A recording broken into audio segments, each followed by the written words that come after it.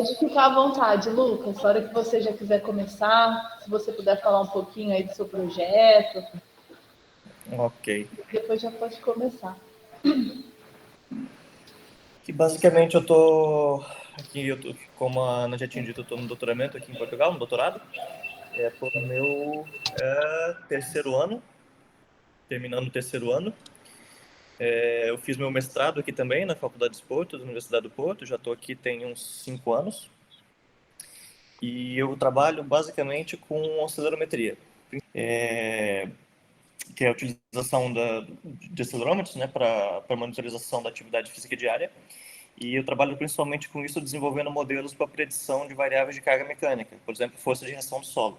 Isso depois sempre tentando relacionar essas variáveis com questões de saúde óssea, que é a linha de trabalho que eu tenho aqui desde o mestrado.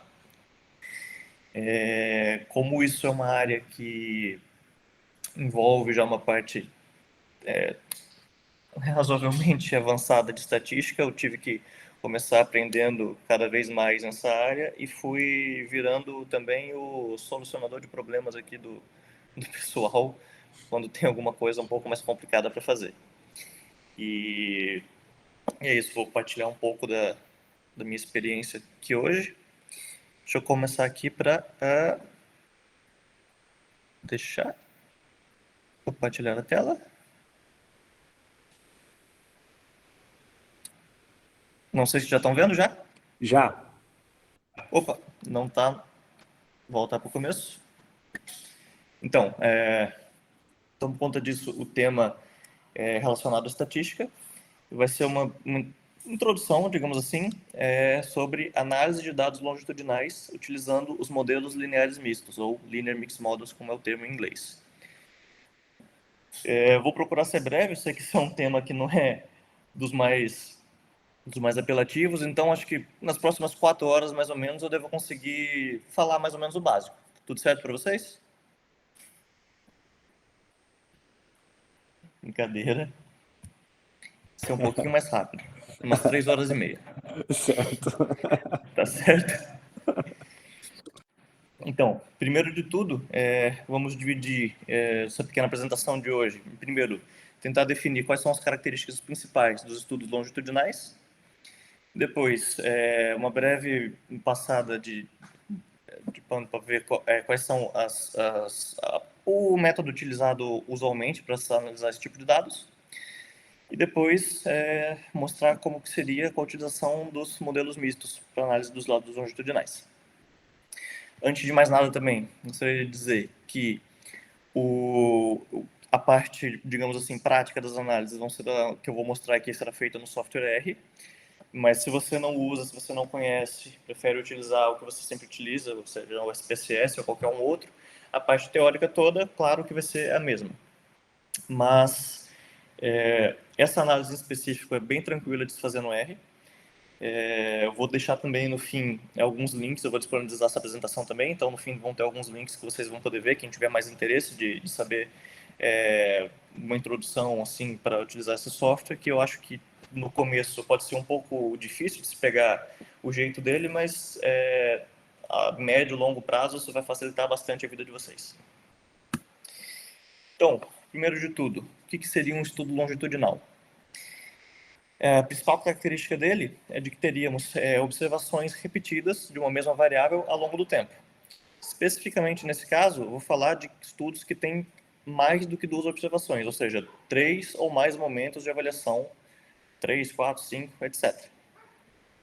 Esse tipo de estudo longitudinal ele pode ser tanto observacional, como por exemplo os estudos de corte, ou experimental, como os ensaios clínicos randomizados. E uma das principais características dele, nos principais pontos fortes, é que através desse tipo de estudo nós conseguimos detectar o efeito do tempo. Ou seja, como a passagem do tempo influencia positivamente ou negativamente, ou até não influencia nas variáveis que nós tentamos observar ou manipular no estudo. Porém, esse tipo de estudo também ele consome muito tempo, ele demanda tempo de execução e também é caro.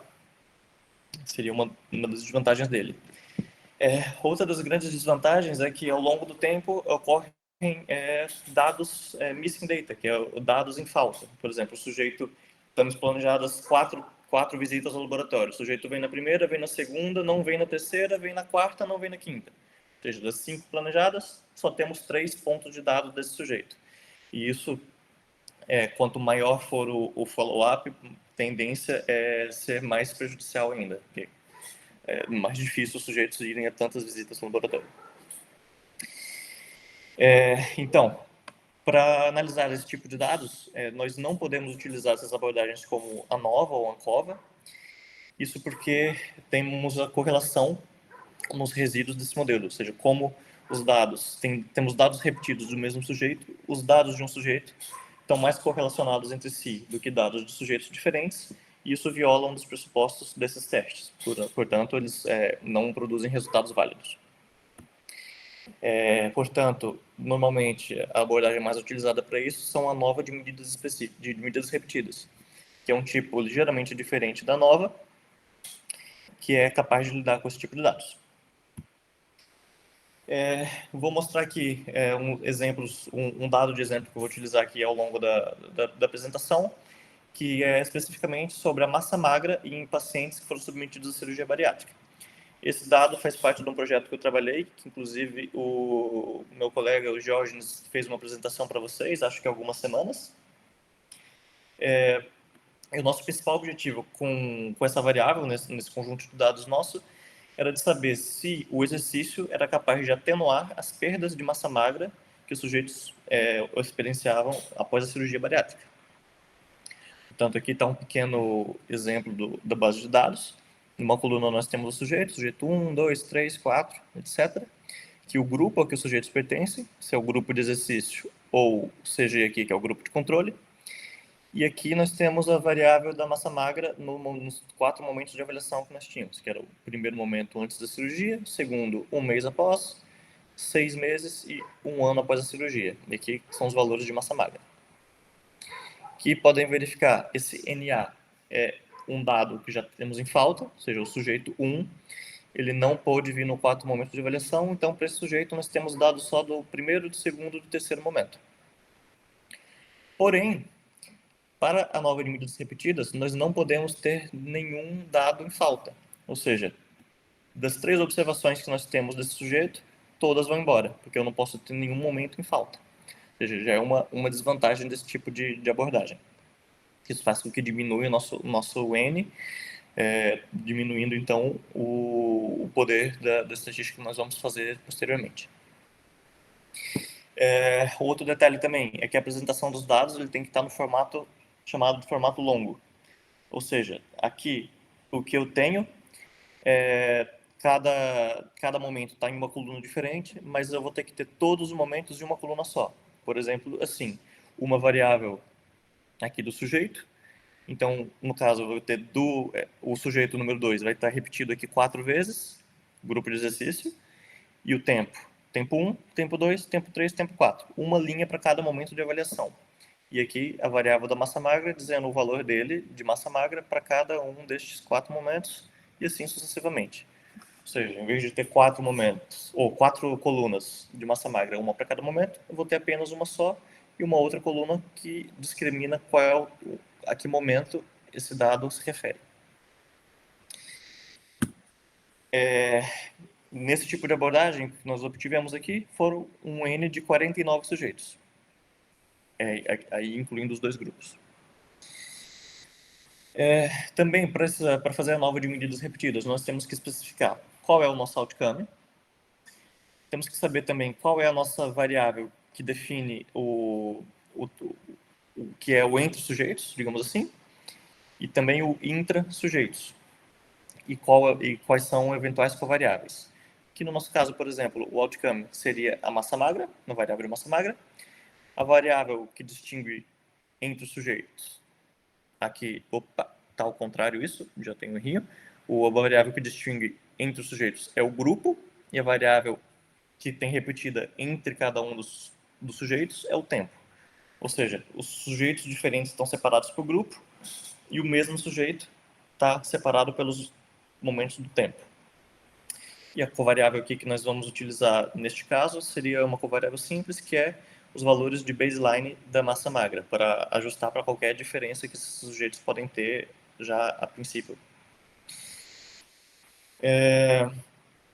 Neste caso aqui também, o que nós vamos ter como nosso outcome principal é a diferença entre grupos na massa magra no fim da intervenção. Ou seja, o que eu quero saber é se no quarto momento houve diferenças entre os grupos, partindo do princípio que no baseline esses dois grupos são iguais. Ou seja, se no final, se eles começam iguais, ao final da intervenção, se houver qualquer diferença, nós podemos assumir que essas diferenças são devidas à manipulação experimental.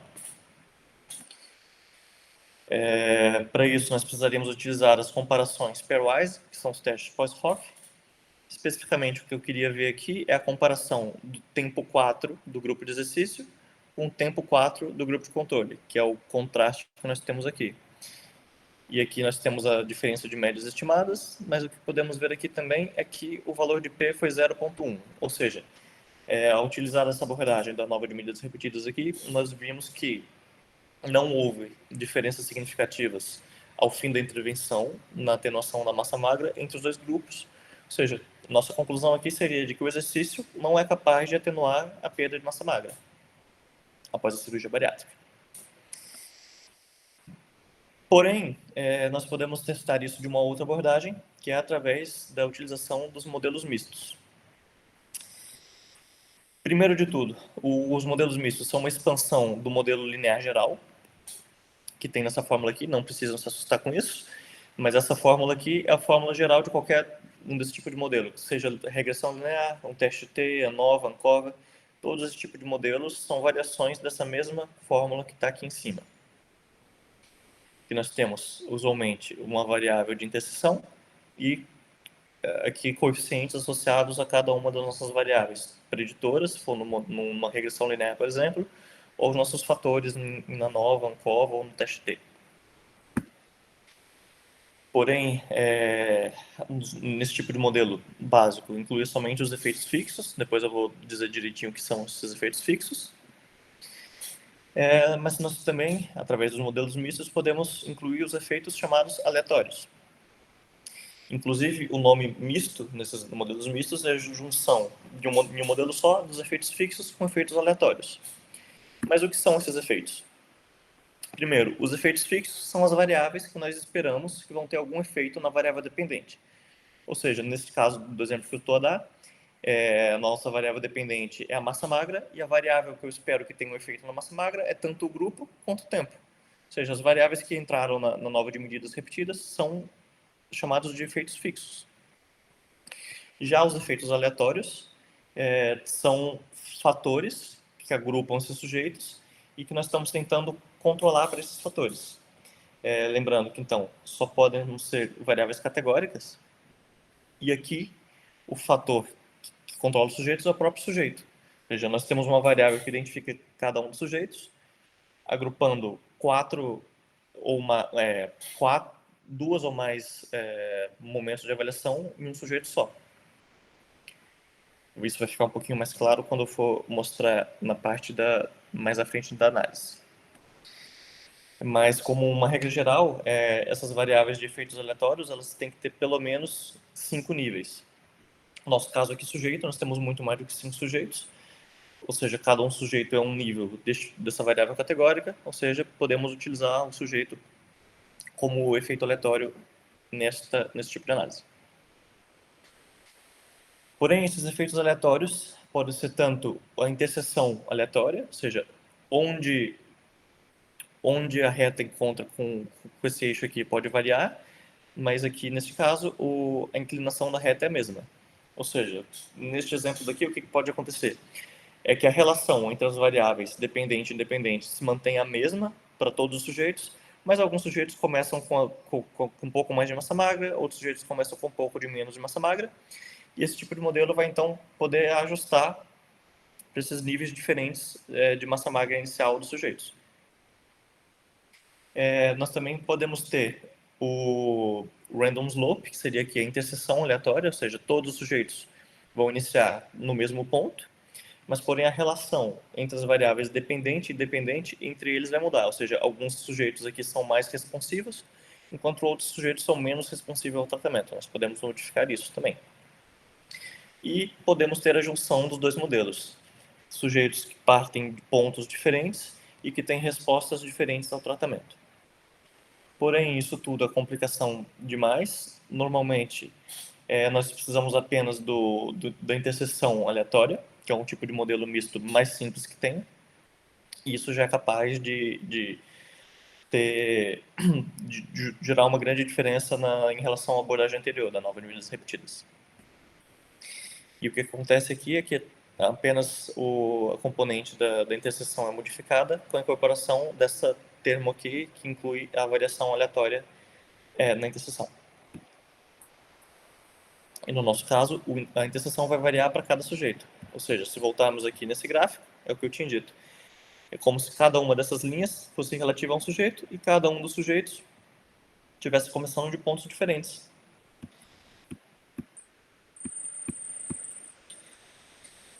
Uma outra forma de lidar com esses dados são de dados com múltiplos níveis, ou seja, multinível. Inclusive, uma das outras nomenclaturas desse modelo são modelos multinível. Isso porque, neste exemplo daqui, nós temos vários sujeitos, sendo que cada um dos sujeitos tem aqui, neste exemplo, 3 medidas repetidas ao longo do tempo. Ou seja, o primeiro nível, que é o nível daqui de baixo, seria os momentos ao longo do tempo.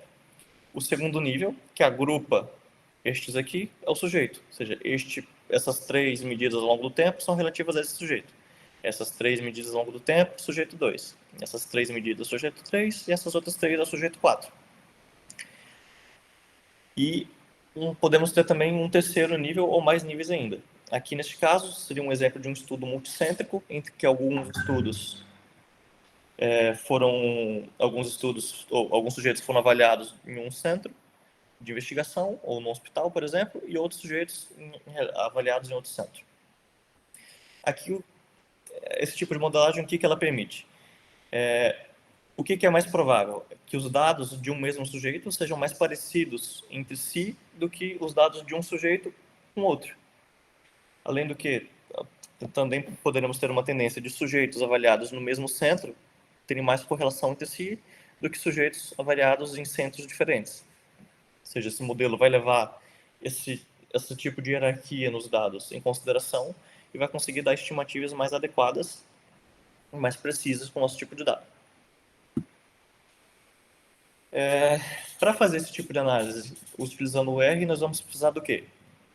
Primeiro, dos nossos dados, também de carregar alguns pacotes no software, depois de construir o modelo e, finalmente, de inspecionar os nossos resultados.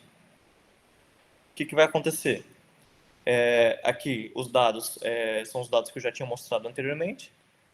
Sujeito, o grupo, o tempo de avaliação, aqui já está em formato longo, a variável de massa magra, e também aqui temos a covariável, que é a massa magra no baseline. Aqui nós vemos que nós mantivemos aqui o sujeito número 1, que foi excluído na nova de medidas repetidas, porque ele tinha esse dado em falta, só que aqui no Mixed Model ele pode se manter, pode ser mantido. O que ocasiona que nós conseguimos manter mais dados, ou seja, deixa a análise mais robusta, e nós não andamos avaliando pessoas à toa, a ponto de, em 4 momentos, se a pessoa faltou 1, eu vou ter que jogar os dados dela fora. Aqui não, aqui eu posso manter. E o que isso acontece? Nós, neste caso aqui, para esse tipo de análise, na mesma base de dados inicial, nós tivemos 66 sujeitos selecionados para essa avaliação, contra apenas 49 que foram selecionados anteriormente na nova de medidas repetidas. Ou seja, 17 sujeitos foram perdidos no primeiro tipo de análise, que é a abordagem da nova de medidas repetidas. Em sequência, aqui já vou começar a mostrar um pouco dos comandos no R. Primeiro de tudo, nós temos que ler os nossos dados. Normalmente aqui estou dando 2 exemplos. Um com a leitura dos dados em Excel ou uns dados em CSV, que eu tenho que utilizar essas funções. E o caminho até os dados. Por exemplo, aqui, os dados que eu estou utilizando estão no formato CSV, estão na minha pasta de documentos. Dentro dessa pasta tem uma pasta projetos, o tutorial de hoje e o nome aqui dos dados. Tenho que fornecer todo esse caminho para o R poder ler e saber onde é que estão os dados. Isso daqui também, uma das grandes vantagens do R é que, como ele é todo baseado em texto, eu posso vir aqui, copiar os comandos e colar, e depois eu consigo fazer isso, reproduzir as análises só aqui, por exemplo, mudando o nome das variáveis ou mudando também qual é, obviamente, o caminho dos dados, que vocês não vão ter esses dados no computador de vocês.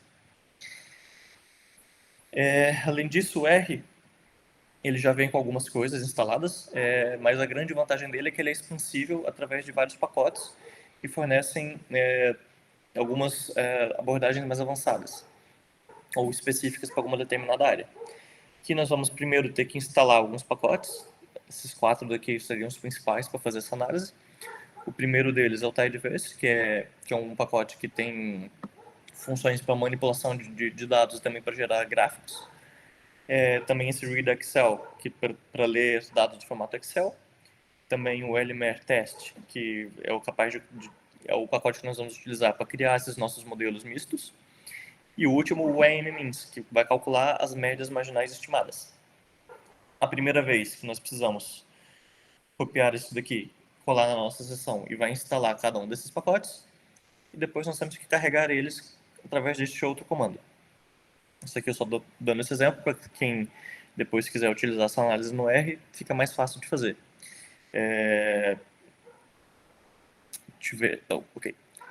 E, então, como eu falei, para construir para a construção dos nossos modelos, vamos utilizar esta função aqui, que ela leva 2 argumentos. O primeiro deles é fórmula e o segundo é o nome da nossa base de dados.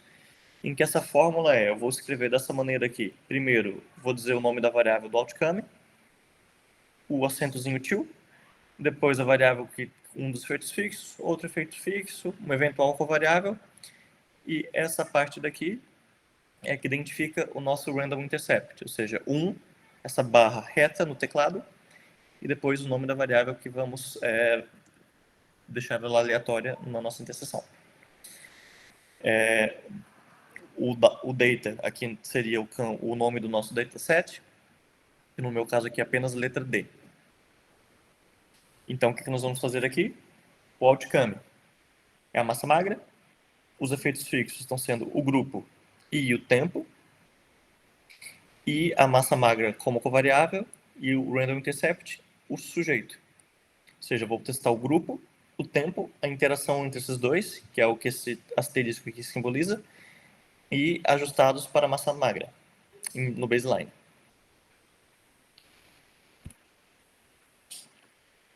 Pronto. A partir disso, o modelo já está construído e ele foi salvo nessa variável aqui chamada LMM.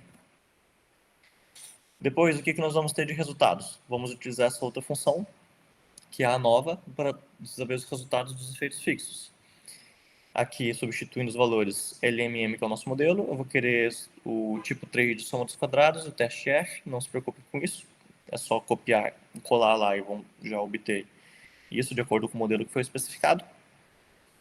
E aqui, o que ele diz? Cada um dos efeitos, o efeito do grupo, do tempo, da massa magra e a interação grupo-tempo. Aqui a soma dos quadrados, a média dos quadrados, os graus de liberdade, mas o que interessa aqui para nós agora é essa última coluna, que é o valor de P.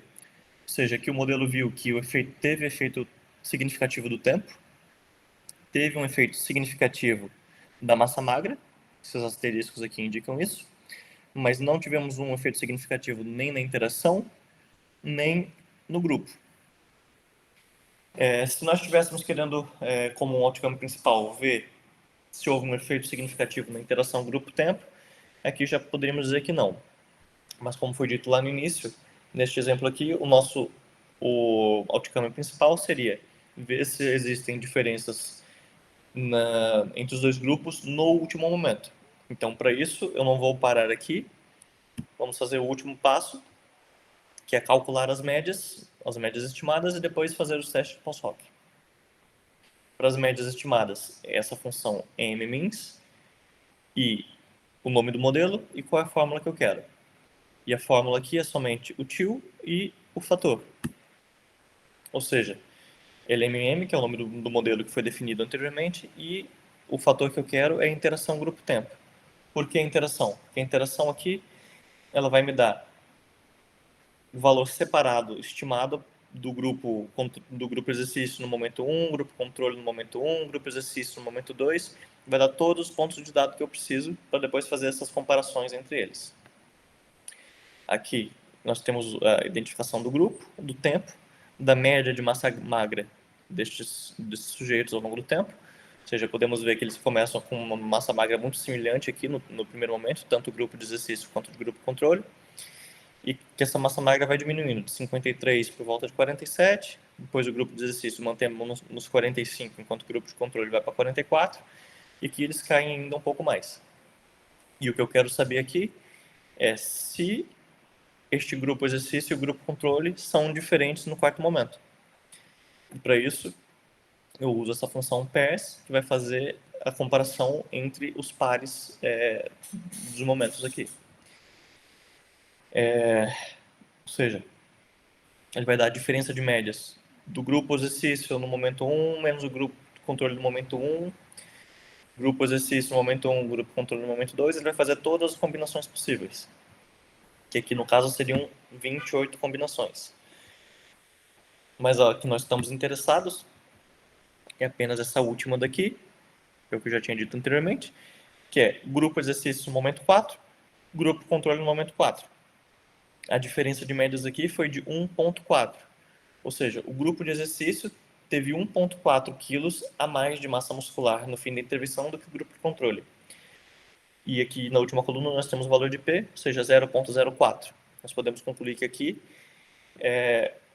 o nosso modelo disse que no quarto momento o grupo de exercício teve significativamente mais massa muscular do que o grupo de controle. O contrário do que tínhamos observado na nova de medidas repetidas. Ou seja, aplicando essa abordagem, nós conseguimos obter mais dados, né, porque não fomos jogando fora os dados que foram perdidos no momento de avaliação, se o sujeito faltou. Pulamos de 49 sujeitos para 66, e aqui o resultado que lá não tinha sido dado significativo, aqui deu. Não vão achando que isso sempre acontece, se lá não está significativo, aqui vai dar. Isso aqui aconteceu por provavelmente o N mudou muito de uma avaliação para outra, mas isso é um ponto positivo dessa análise. Mas não vão esperando que sempre que eu colocar aqui, isso vai dar certo. Mas é uma coisa a se testar e é uma abordagem mais robusta que nós podemos adotar. Por último, consigo mostrar aqui esse gráfico que contém aquelas médias que eu tinha falado anteriormente, que eles partem por volta aqui dos 54, 53 e vão diminuindo ao longo do tempo. A maior diminuição aqui é do primeiro para o segundo momento, e principalmente o grupo de exercício, que é a linha azul, vai estabilizando essa perda. E o que acontece aqui é que no último momento, essa diferença entre esses dois grupos é significativa, P igual a 0,04. Vou finalizar também com a última coisa, que aqui, estas setas acima e abaixo dos pontos é o intervalo de confiança. E vocês podem ver que o intervalo de confiança entre essas duas médias está sendo sobreposto, o que normalmente as pessoas tendem a identificar que é um efeito não significativo, mas o que eu quero ver aqui é a diferença de médias. Então, o intervalo de confiança das médias isoladas não me interessa para nada. O que eu preciso ver em relação a essa sobreposição é o intervalo de confiança da diferença de médias. Portanto, se eu voltar lá a ver, a diferença de médias que eu obtive foi de 1,44, e aqui nós temos o valor de erro padrão, com isso eu consigo calcular o intervalo de confiança da diferença de médias. Como vocês podem ver, esse intervalo de confiança não toca ao zero, ou seja, nesse tipo de visualização eu consigo assumir, através do intervalo de confiança, que o efeito foi significativo. O que não é sempre verdade quando vemos esse outro tipo de gráfico, ou seja, não vão pulando tanto para esse tipo de interpretação. Melhor ver numa tabela ou ver na descrição do texto, confiar mais no número do que na interpretação visual aqui nesse caso. Bom, isso foi mais ou menos, foi de uma maneira muito rápida aqui, uma pequena introdução, uma pequena demonstração do que esse tipo de modelo é capaz de fazer. que, como eu disse, eu vou deixar essa apresentação com vocês. E aqui nós temos alguns links que podem ser úteis para quem quiser aprofundar melhor no assunto. O primeiro deles é um blog que é um site, na verdade, que tem alguns tutoriais, e esse tutorial aqui é de introdução do R no RStudio. Eles ensinam desde de baixar, instalar, até dar os primeiros passos aqui. É bem simples, se vocês forem seguindo esses passos. Uma outra dica que eu dou é desse livro, R for Data Science, que é um livro totalmente gratuito online. Clicando aqui nesse link, vocês já vão para o livro e conseguem ver. Ele cobre de tudo, desde a leitura dos dados até a manipulação dos dados e algumas análises mais básicas e também de visualização, ou seja, fazer gráficos. E o último deles é um livro específico de análise estatística utilizando R, que é um livro do Enfield. Quem quiser se aprofundar nesse tipo de análise, recomendo especialmente o capítulo 19, que é o Multilevel Linear Models, que é a maneira que ele chama os Mixed Models, os modelos mistos. E a partir daí são três recursos que vão ajudar vocês um pouco mais para isso. Venho desde já agradecer pelo convite, agradecer pela atenção. Se tiver qualquer dúvida agora, podem falar comigo. Eu deixo também aqui meu contato. Podem entrar em contato comigo através do e-mail. Posso ajudar vocês a fazer qualquer tipo de análise dessas, se for necessário. É só falar comigo. E também aqui no meu site, se vocês clicarem aqui, vão ver algumas outras apresentações de alguns tutoriais relacionados à análise estatística no R, que eu já fui deixando. Tô lançando um curso junto com outro amigo meu e vou deixar as aulas, não a gravação dela, mas pelo menos os slides gratuitos disponíveis.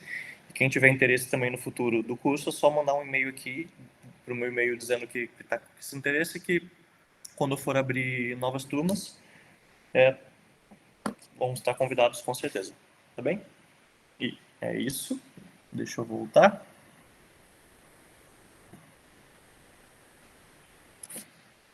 Só para falar aqui que em 1 hora mais ou menos, 40 minutos a 1 hora, não dá muito tempo para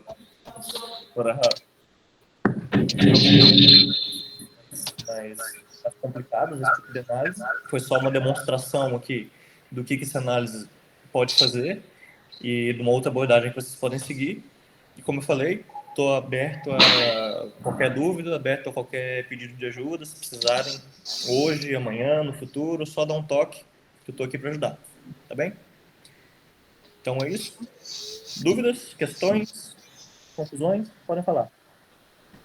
Parabéns, Lucas, pela aula. É um assunto, pelo menos para mim, bastante difícil.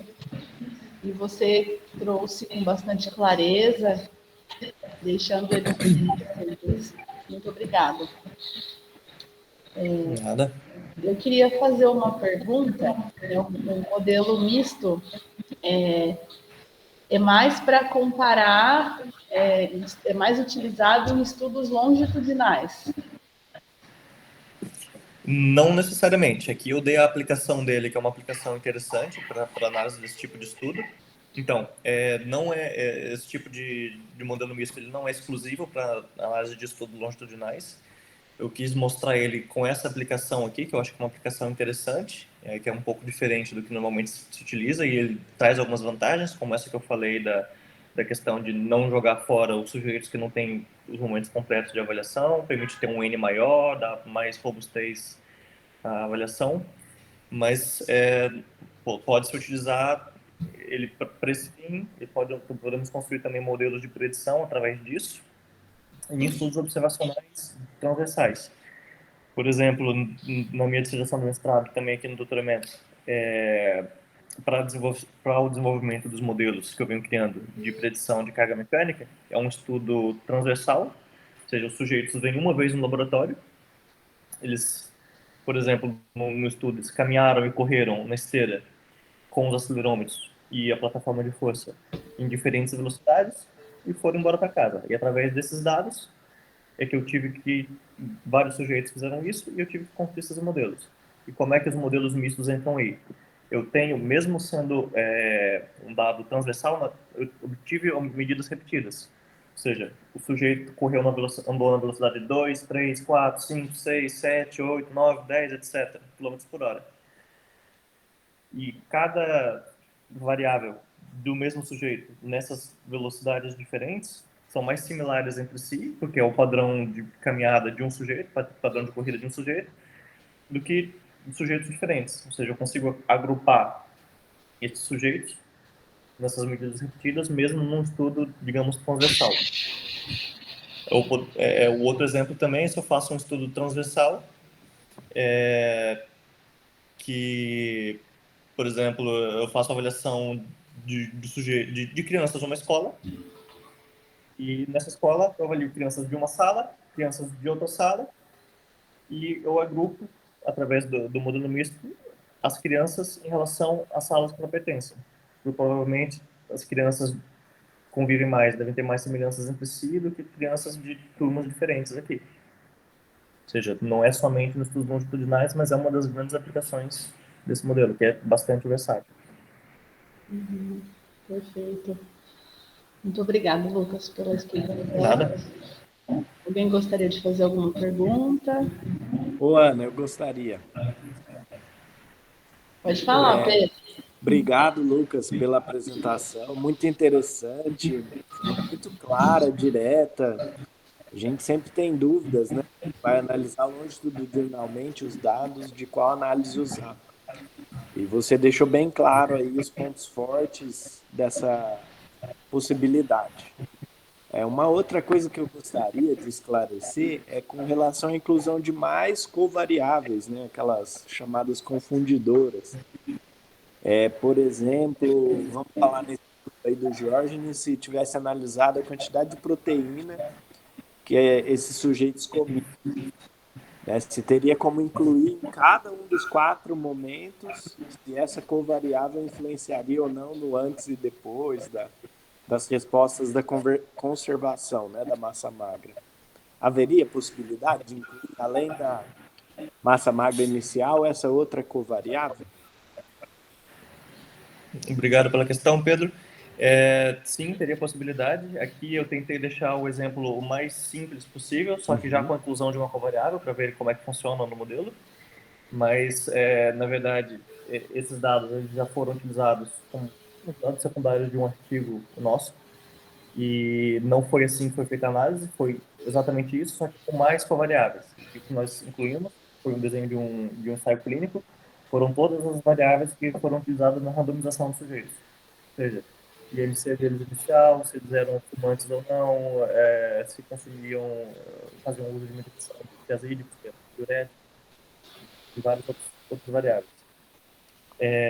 Agora nós estamos exatamente analisando um outro artigo, que é para a tese do Diógenes, que nós também fizemos essa análise que você sugeriu, que falou agora, da questão de proteína, e nós incluímos isso como variável para tentar melhorar o modelo em relação a isso. Ou seja, o que eu apresentei agora é tentando simplificar esse modelo, mas considerando variáveis à vontade.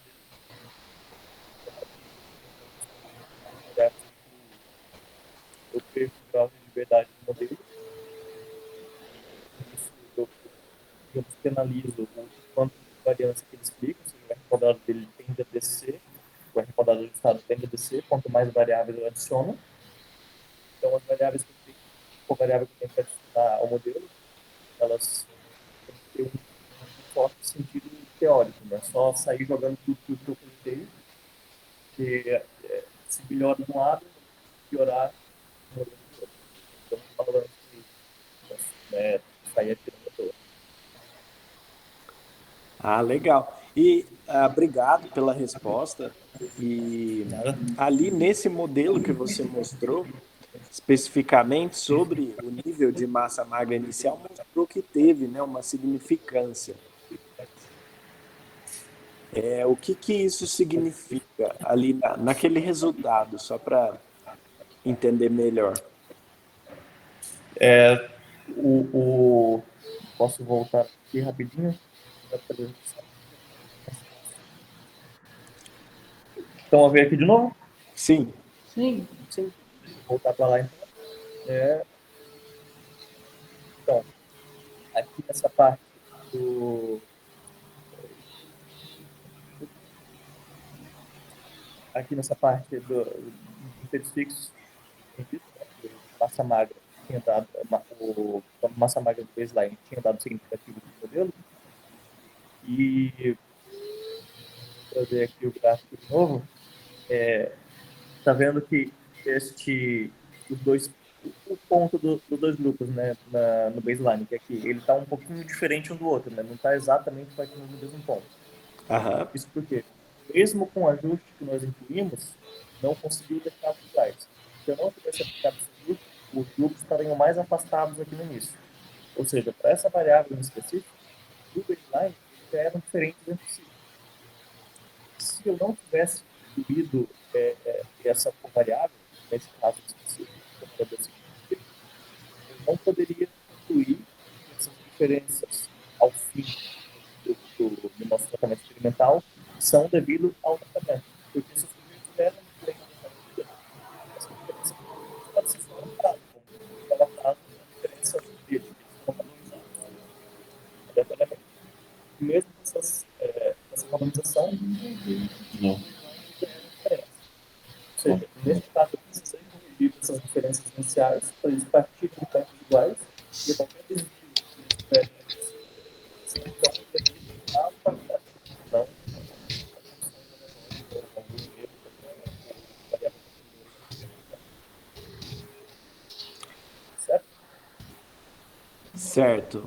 Ô, Lucas, só para esclarecer, não sei se a gente ouviu a sua resposta completa, mas só para concluir, você disse que aqueles grupos eles eram diferentes, mas que o modelo ele tem um potencial de ajuste que, independente deles serem diferentes no início, o modelo é capaz de, vamos falar, ajustar Corrigir para essas diferenças, exatamente. essas diferenças e se eles forem diferentes no fim, é que não foi devido a essa diferença inicial. Esse modelo Exatamente. ajusta pela resposta que você quer ver e tira a influência daquele peso inicial da massa magra, aí no caso, né? Exatamente. Até porque depois que eu construir o modelo, todos os resultados posteriores que eu vou ter, tanto daquelas médias estimadas quanto do post-hoc, são feitos com os dados que foram preditos através do modelo. Ali eu criei um modelo estatístico para representar o comportamento dessa variável ao longo do tempo nos dois grupos, e eu vou trabalhar em cima desse modelo estatístico, não mais dos dados originais. Ou seja, nos dados originais eles estavam diferentes no início, só que como eu incluí essa covariável que era para ajustar os dados no baseline, o modelo prediziu? Como é que fala isso? Não sei, meu Deus do céu. Fez a predição. Sei lá, exatamente, vamos simplificar. Fez a predição já com os dois grupos saindo mais próximos entre si. Ou seja, daí em diante, qualquer desvio que eles tivessem entre eles seria devido ao efeito experimental. E aí, como você disse, não faz sentido muitas covariáveis para não prejudicar o modelo, mas aquelas que fizerem sentido, como essa ingesta de proteína, pode ser inserida para fazer esses ajustes. Sim, exatamente. Só não exagerar. E, de uma forma geral, quanto mais dados você tem, em termos de mais momentos de avaliação ou mais sujeitos avaliados, ou seja, quanto maior o N que você tem, mais você pode adicionar variáveis. Se você tem uma amostra muito pequena, quanto mais covariáveis você ajusta, você piora o modelo de uma maneira muito rápida. Ou seja, se tem um N pequeno, cuidado, redobrado na hora de incluir essas covariáveis. Já um N maior, você pode se dar o luxo de testar, experimentar um pouco mais. Perfeito. E essas possibilidades de incluir dados faltosos pelo que eu entendi, uma regressão linear, um modelo que é construído que consegue predizer essas faltas. Exatamente. O modelo é construído, a partir de então, como eu disse, ele usa os dados que foram preditos pelo modelo e ele preenche essas lacunas de acordo com o comportamento dos outros sujeitos. Se ele observou uma tendência de diminuição da massa magra num grupo e uma diminuição maior no outro, se eu tenho, por exemplo, o segundo momento de um grupo faltando, ele vai ter essa tendência também de queda. Ele vai preencher aquele valor com base no modelo que foi construído. Mais ou menos uma forma de imputação, embora não seja 100% isso. Mas o modelo preenche essas lacunas e eu não desperdiço sujeitos. Que ali, por exemplo, o sujeito número 1 já, ele foi para a primeira avaliação, segunda avaliação, terceira avaliação, faltou a quarta. Se não fosse utilizando essa abordagem, um ano que foi despendido de treinamento nesse sujeito, nas avaliações desse sujeito, seria jogado fora só porque ele não foi para a última avaliação. E isso acontece não com um sujeito, com vários. Foram com 17, né? Você mostrou. 17, exatamente. Com 17 tiveram pelo menos um momento que foi jogado fora ali na nova de medidas repetidas. Nossa, muito interessante esse modelo, as possibilidades, muito legal. Obrigado pela resposta. Nada, Pedro. Alguém mais?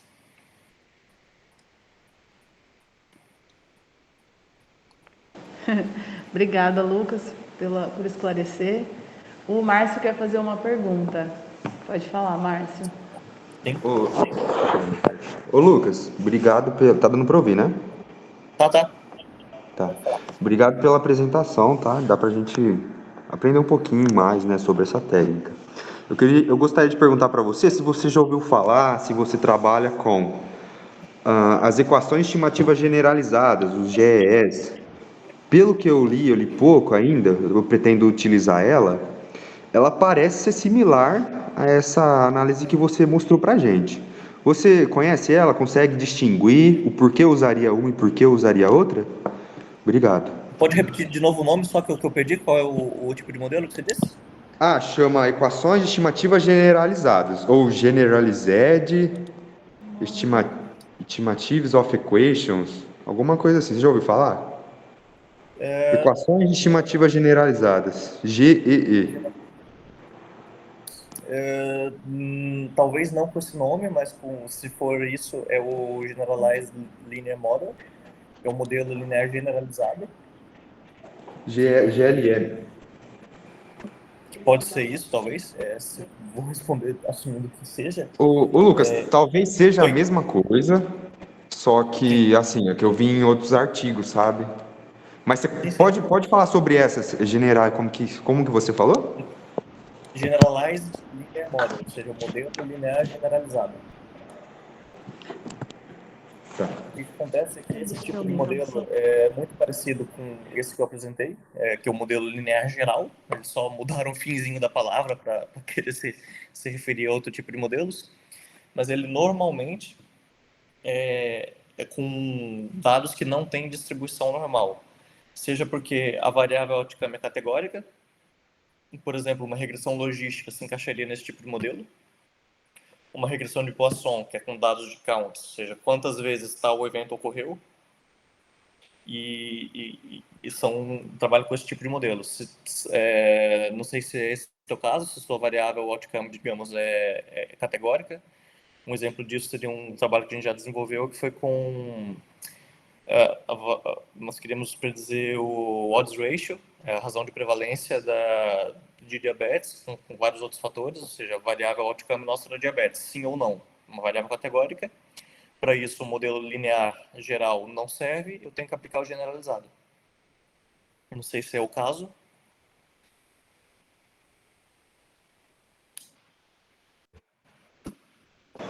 Certo, Lucas? Ok. Tá dando pra ouvir? Mas se não for... Márcio, tá ouvindo, Márcio? Tá dando pra ouvir, né? Então, eu ia utilizar um questionário, então seria assim, análise de algumas Dados categorias, categóricos. né? Provavelmente Então, não daria para utilizar a análise que você apresentou, né? Teria que ser essa. Não, mas existe esse tipo de análise, modelos mistos, para o modelo linear generalizado. Ou seja, eu consigo, com dados categóricos, digamos assim, aplicar essa mesma questão dos efeitos fixos, dos efeitos aleatórios, modelar para medidas repetidas dos sujeitos. Conseguimos trazer tudo isso, só que aplicando outro tipo de variável de outcome. Isso não é problema. Existe uma adaptação desse modelo para esse caso também. Se precisar de ajudinha, quiser tirar alguma dúvida, fica à vontade para entrar em contato. Depois eu vou mandar para Ana, eu mando o link dessa apresentação. E no fim, vocês têm o meu e-mail, podem ficar à vontade. Então, se o Pedro ou a Ana, que tem meu contato, meu número de telefone, quiserem passar, podem ficar à vontade. Tá certo, então, Lucas. O Márcio está agradecendo. Alguém mais quer fazer alguma pergunta? Só agradecer ao Lucas pela apresentação.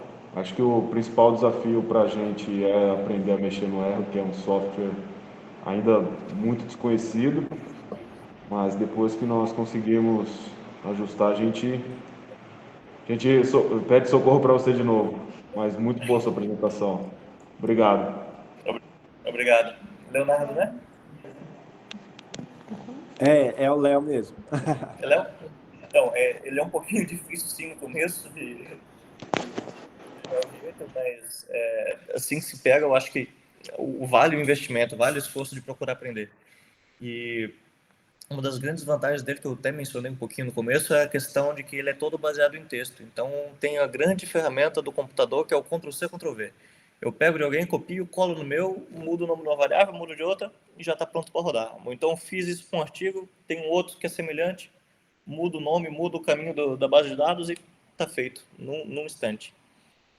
Se precisarem também de ajuda, mais uma vez, estou disponível para isso. Se precisarem de alguma coisa, podem dar uma olhada também naqueles links que eu botei no final da apresentação, que podem ser úteis também para ajudar nessa caminhada. E é isso. Acho que vale o esforço, sim. Ô, Lucas, só uma outra dúvida fora da sua apresentação. Eu tive muita dificuldade uma vez de fazer aquelas curvas ROC suavizadas. Muitas vezes que a gente gera as curvas ROC para predizer a acurácia dos modelos, ela sai toda esquisita, né? E eu achei um software que corrige isso, mas o software é pago, eu posso usar ele somente por um mês. Eu queria saber se no R um package, né, que tem já isso pronto. Então, no R, como você disse, né, tem os pacotes, né, que cada pacote tenta expandir para algum determinado fim. Tem sim para curvas ROC, inclusive já tem vários anos que eu não faço, mas eu já fiz alguns modelos de classificação da atividade física, de intensidade de atividade física com curvas ROC. Utilizamos acelerômetros para esses mesmos sujeitos, que é da cirurgia bariátrica. Então, dá para se obter qualquer tipo de curva ROC, fazer alguns ajustes, fazer a classificação, ver se houve diferenças, estabelecer automaticamente o ponto de corte ali com base na curva, de acordo com alguns critérios. Dá para fazer tudo isso também no R e é gratuito. E ele faz suavizado também. Assim, ele faz suavizado, sim. Ah, legal. Depois eu vou atrás, então, para saber. Obrigado. Só dá um oi. Tá bom. É isso.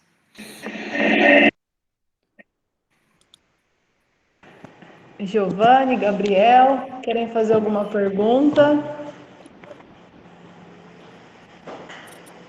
Nossa, só agradecer ao Lucas pela apresentação.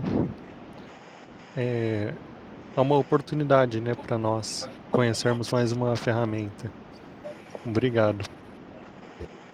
Nada. Eu que agradeço pela oportunidade, mais uma vez, pelo convite da Ana. E é isso. Precisando de mim, estou aqui. Lisa? Só agradecer também. Muito obrigada, Lucas. Foi bem direto, esclarecedor, didático. Obrigada aí pela oportunidade. Nada. Tá certo, então, Lucas. Mais uma vez, muito obrigado. Deixa eu aparecer aqui. Muito obrigada pela aula e pela parceria, né, que nós estamos estabelecendo. E depois nós vamos encaminhar o certificado para você da apresentação. Obrigado. E aí, se você puder disponibilizar o link, né, dos slides para eu mando já. Tá ótimo. Pode deixar assim. Muito obrigada, Lucas. Nada. Tchau, tchau. Abraço e até a próxima. Ô, Lucas, fica com Deus. Muito obrigado pela sua participação aí no nosso grupo. Obrigado, Pedrão. Manda um abraço a todos aí. Pode deixar. Tá, joia. Até mais. Até mais. Abração, hein? Tchau, tchau. Tchau, tchau.